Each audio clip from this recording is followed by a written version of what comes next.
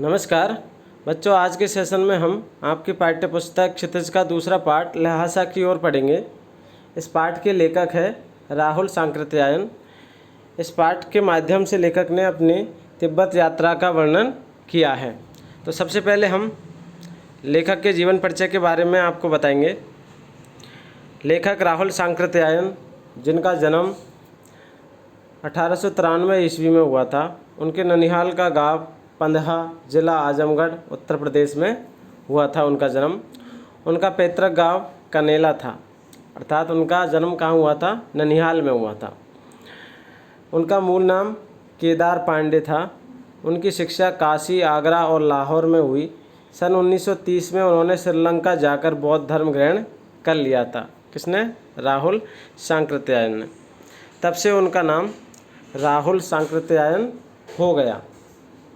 राहुल जी पाली, प्राकृत, अपभ्रंश, तिब्बती, चीनी, जापानी, रूसी सहित अनेक भाषाओं के जानकार थे।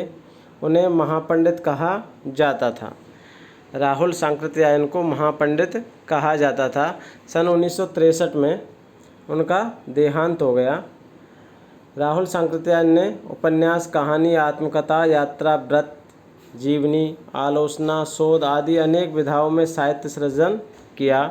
इतना ही नहीं, उन्होंने अनेक ग्रंथों का हिंदी में अनुवाद भी किया।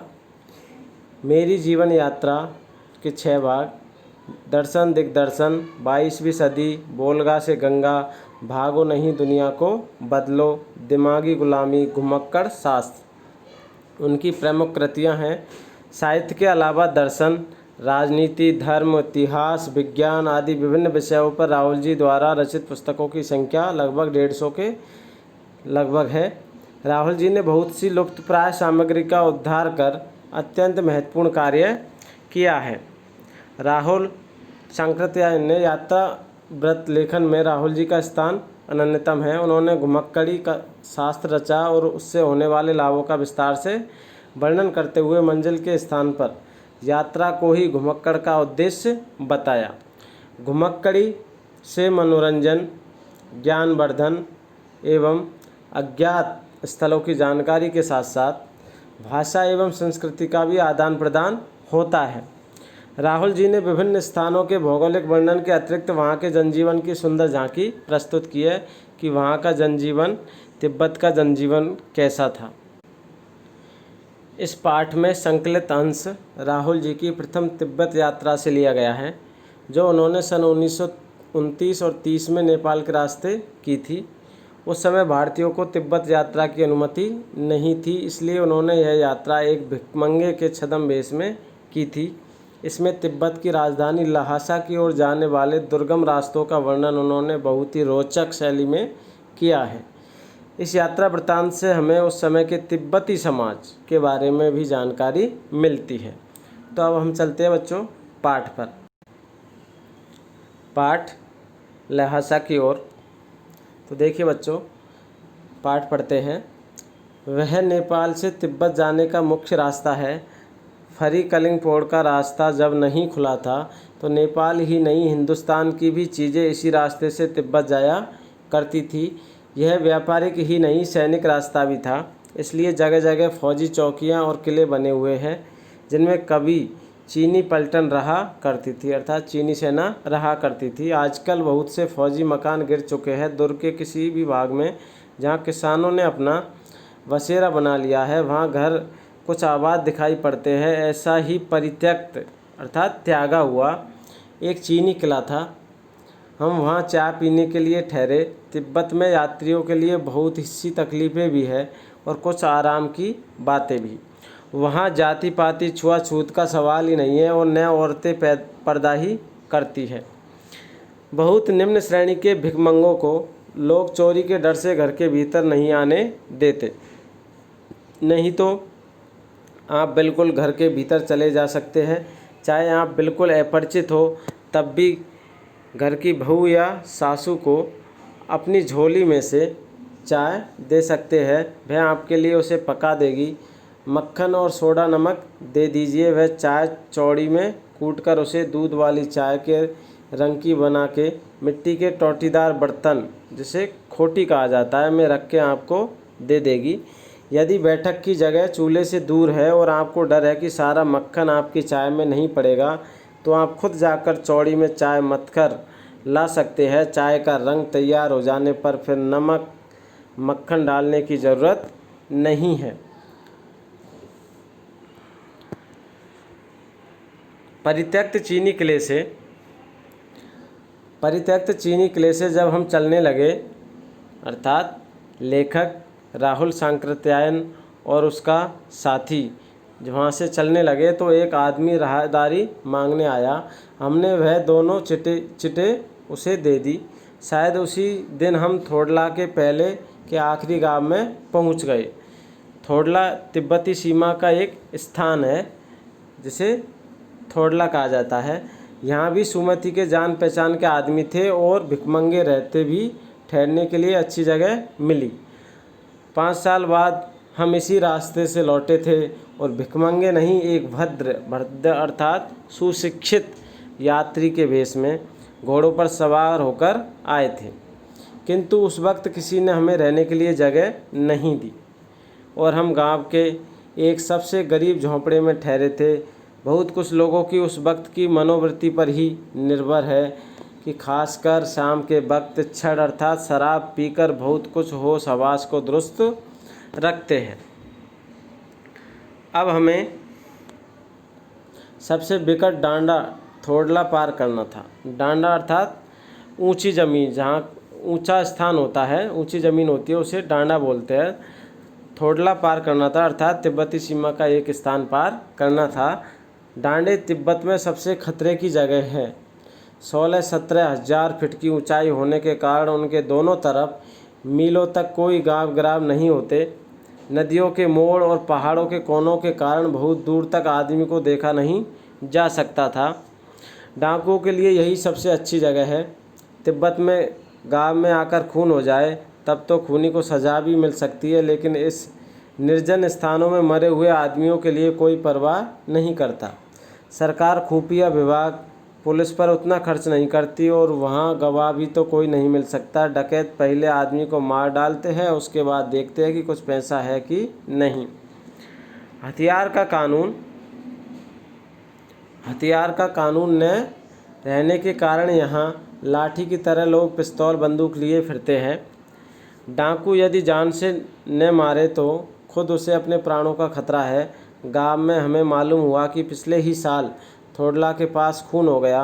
शायद खून की हम उतनी परवाह नहीं करते क्योंकि हम भिखमंगे थे और जहाँ कहीं वैसी सूरत देखते, टोपी उतार, जीभ निकाल, कूची कूची अर्थात दया दया, 1 पैसा कहते भीख मांगने लगते। इस प्रकार वह भीख मांगते हुए चले जा रहे हैं। लेकिन पहाड़ की ऊंची चढ़ाई थी, पीठ पर सामान लाद कर कैसे चलते।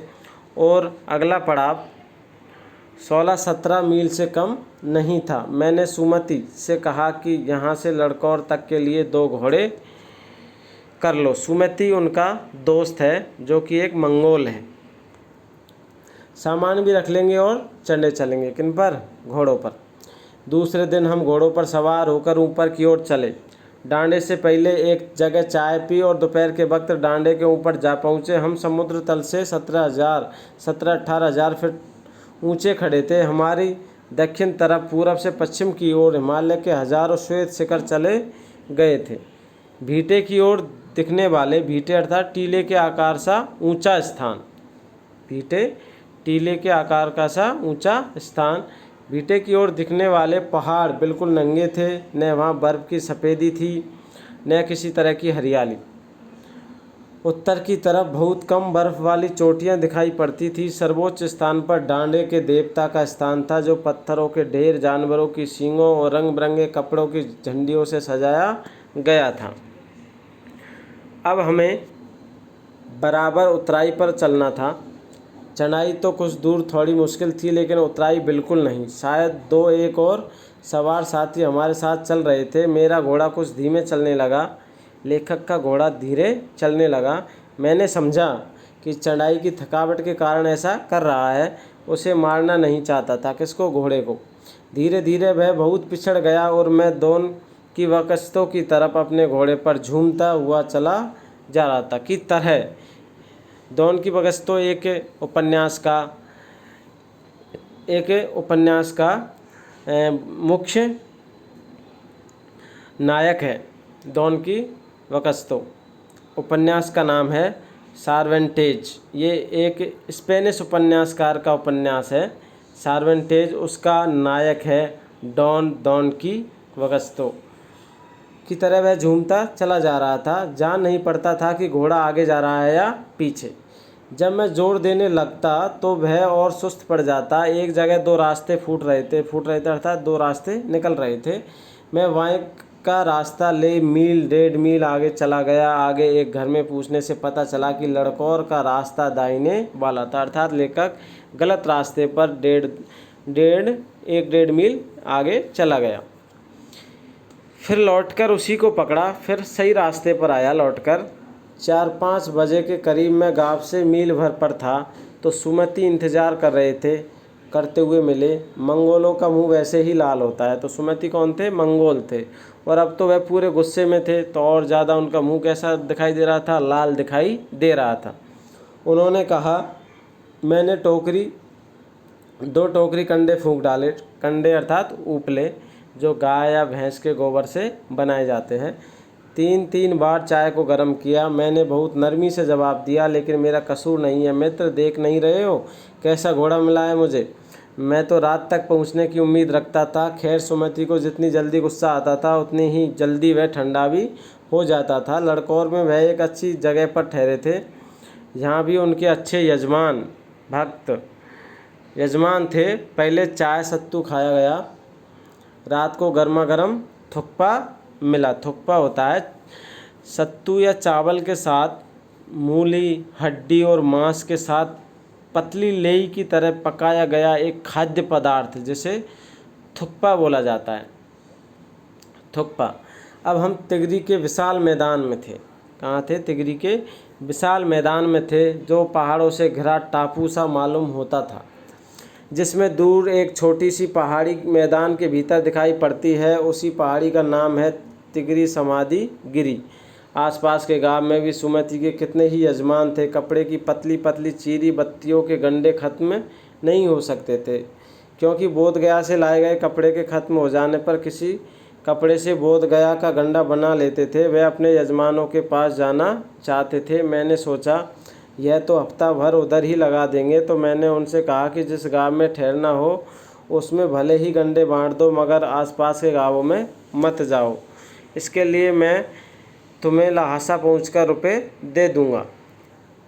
सुमति ने स्वीकार किया। दूसरे दिन हमने भरिया ढूंढने की कोशिश की। भरिया अर्थात भारवाहक को ढूंढने की कोशिश की, लेकिन कोई न मिला। भरिया भारवाहक, जो वजन को ढोता है। सवेरे ही चल दिए होते तो अच्छा था, लेकिन अब 10-11 बजे की तेज़ धूप में चलना पड़ रहा था। तिब्बत की धूप भी बहुत कड़ी मालूम होती है। यद्यपि थोड़े से भी मोटे कपड़े से सिर को ढांक ले तो गर्मी खत्म हो जाती है। आप 2 बजे सूरज की ओर मुँह करके चल रहे हैं। ललाट धूप से जल रहा है और पीछे का कंधा बर्फ़ हो रहा है। फिर हमने पीठ पर अपनी अपनी चीज़ें लादी, डंडा हाथ में लिया और चल पड़े। यद्यपि सुमति के परिचित तिगरी में भी थे, लेकिन वह एक और यजमान से मिलना चाहते थे। इसलिए आदमी मिलने का बहाना कर शेखर बिहार की ओर चलने के लिए कहा। तिब्बत की ज़मीन बहुत अधिक छोटे बड़े ज़मींदारों में बटी है। इन जागीरों का बहुत ज़्यादा हिस्सा मठों अर्थात बिहारों के हाथों में है। अपनी अपनी जागीर में हर एक जागीरदार कुछ खेती खुद भी करता है, जिसके लिए मजदूर बेगार में मिल जाते हैं।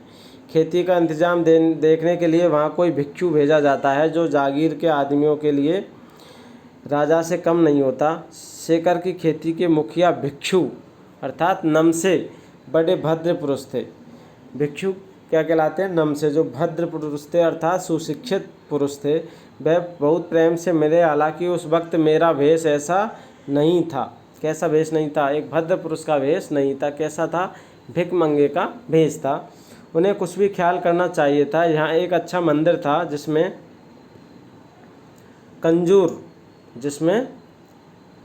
कंजूर अर्थात बुद्ध वचन अनुवाद की हुई लिपि, बुद्ध वचन की हस्तलिपि जो 103 पोथियाँ रखी हुई थी, मेरा आसन भी वहीं लगा।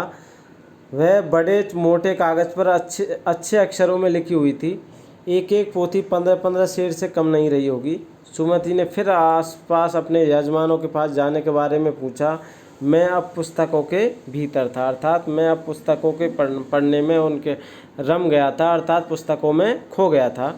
इसलिए मैंने उन्हें जाने के लिए कह दिया। दूसरे दिन वह गए। मैंने समझा था 2-3 दिन लगेंगे, लेकिन वह उसी दिन दोपहर बाद चले आए। तिगरी गाँव वहाँ से बहुत दूर नहीं था। हमने अपना अपना सामान पीठ पर उठाया और भिक्षु नमसे से विदाई लेकर चल पड़े। तो बच्चों, आज का पाठ ल्हासा की ओर, जो कि एक यात्रा वृत्तांत है, लेखक ने अपनी यात्रा का वर्णन इसमें किया है। और जो तिब्बत की यात्रा की है एक भिखमंगे के रूप में, उसके बारे में यहाँ पर बताया गया है। और तिब्बती समाज कैसा था, वहाँ के रीति रिवाज, वहाँ का रहन सहन, खान पान क्या है, उसके बारे में भी पाठ में बताया गया। आशा है आप सभी को यह पाठ समझ में आया होगा। अब आप हमारे इस वीडियो को लाइक कीजिए, दोस्तों के साथ शेयर कीजिए और हमारे चैनल को सब्सक्राइब कीजिए। अगले वीडियो में हम इस पाठ के प्रश्न अभ्यासों को हल करेंगे। तब तक के लिए धन्यवाद।